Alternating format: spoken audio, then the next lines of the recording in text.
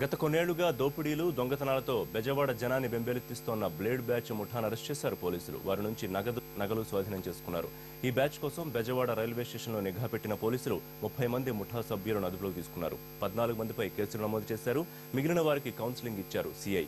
పిల్లలను అదుపులో పెట్టుకోకపోతే తల్లిదండ్రులపై కూడా చర్యలు తీసుకుంటామని హెచ్చరించారు పోలీసులు.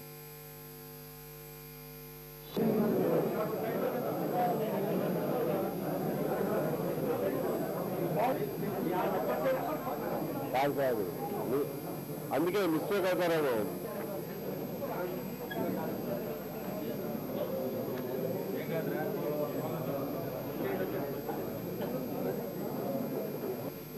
ప్రస్తుతానికి ఒక 30 మందిని ఐడెంటిఫై చేశాము. 30లో ఒక ముగ్గురు ఒక హాస్పిటల్లో ఉన్నారు, ఇద్దరు అబ్స్టాండింగ్ లో ఉన్నారు.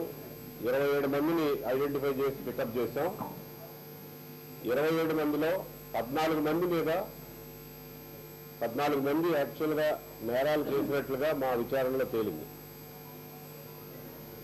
వీళ్ళు చేసినటువంటి నేరాలు రాత్రిపూట లేట్ నైట్ ఎవరైనా రైల్వే స్టేషన్ నుంచి కానీ బస్ స్టాండ్ నుంచి కానీ వెళ్తుంటే సడన్ గా 3-4 కుర్రాళ్ళు దారిగాచి వాళ్ళ మీద పడి బ్లేడ్లతో బెదిరించి కొన్నిసార్లు వాళ్ళని బ్లేడ్లతో గాయపరిచి జేబులో ఉన్న సెల్ ఫోను, డబ్బులు, ల్యాప్టాప్, కొన్నిసార్లు బంగారపు గొలుసులు ఎత్తుకుపోవటం చేశారు. ఎవరైతే ఇలాంటి పనులు చేశారో వాళ్ళని మాత్రమే ఆ స్పెసిఫిక్ గా ఆ కేసుల్లో రిమాండ్ చేస్తున్నాం.